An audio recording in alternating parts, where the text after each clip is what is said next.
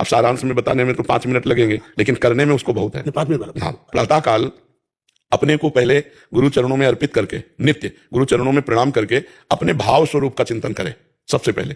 जैसे कोई सखा भाव है, कोई दास्य भाव है, कोई गोपी भाव है, कोई कांत, कोई सहचरी भाव है, तो अपने लोग सहचरी भाव के हैं, हम लोग श्री जी की सखी हैं। तो हम पहले अपना ध्यान करते हैं अपने स्वरूप का कि ये पुरुष शरीर नहीं हूं मैं आत्मस्वरूप सहचरी बपू। फिर अपने भाव में आकर के हम तिलक रचना करते हैं। तिलक रचना करके श्री स्वामिनी जी की सखियों को प्रणाम करते हैं। श्री ललिता जी की जय, श्री विशाखा जी की जय, श्री चंपकलता जी की जय, श्री चित्रा जी की जय, श्री तुंग विद्या जी की जय, श्री इंद्रलेखा जी की जय, श्री रंगदेवी जी की जय, श्री सुदेवी जी की जय।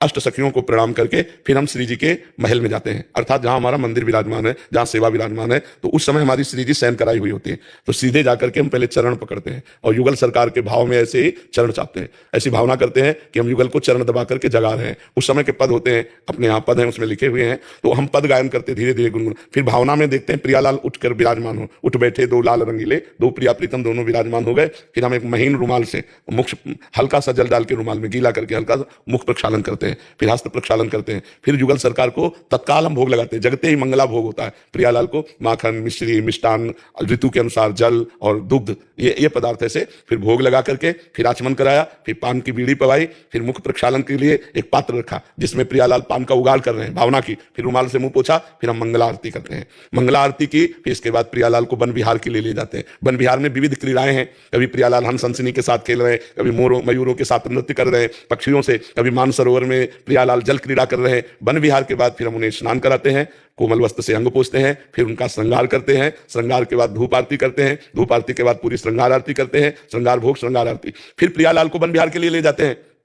विविध प्रकार की वन विहार में क्रीड़ाएं करते हैं। और जब देखते हैं 11-12 बजे कि हमारे प्रियालाल थक गए, तो अब फिर उनको लाते हैं महल में और राजभोग पवाते हैं। राजभोग पवाकर राजभोग आरती करते हैं दोपहर की, और फिर उनको शयन गृह में लेकर शयन करा देते हैं। तो प्रातः से लेकर ये अब उत्थापन करते हैं 2:30-3 बजे, 4 बजे जैसा समय हुआ। प्रियालाल को फिर उसी तरह जैसे प्रातः काल किया था वैसे उत्थापन भोग, फिर धूप आरती, श्री राधा मेरे प्राणन हूते प्यारी, और फिर प्यारी जू को वन विहार के लिए ले जाते हैं। उसी वन विहार में हम ब्याहुला करते हैं प्रियालाल का, परस्पर ब्याहुला। कहीं झूला डाल करके प्रियालाल को झुलाते हैं, कहीं विविध प्रकार की क्रीड़ाएं प्रियालाल की हैं। हम भावना करते हैं प्रियालाल इस समय ये क्रीड़ा कर रहे हैं। फिर संध्या काल में प्रियालाल को विराजमान करते हैं कुंज में और संध्या भोग लगाते हैं, फल का, मीठा का, कचौड़ी पकौड़ी, ऐसे जो जो पदार्थ भावना में आए। फिर प्रियालाल की संध्या आरती करते हैं। फिर प्रियालाल को वन विहार के लिए ले जाते हैं। वृंदावन में ये विहरण करने वाले भी, इनका नाम इसीलिए बिहारी जो है, ये हर समय विहरण करते हैं। फिर वन विहार करके जब शाम के से लेकर 8 बजे रात्रि तक कभी पद गायन करते हुए प्रियालाल को यमुना किनारे खेलते देखते हैं, कभी नौका विहार कर रहे हैं। ऐसी विविध क्रीड़ाएं उस वन विहार में भी है। फिर प्रियालाल को शयन करा देते हैं। शयन कराते हैं तब फिर चरण चापते हुए चापत चरण मोहनलाल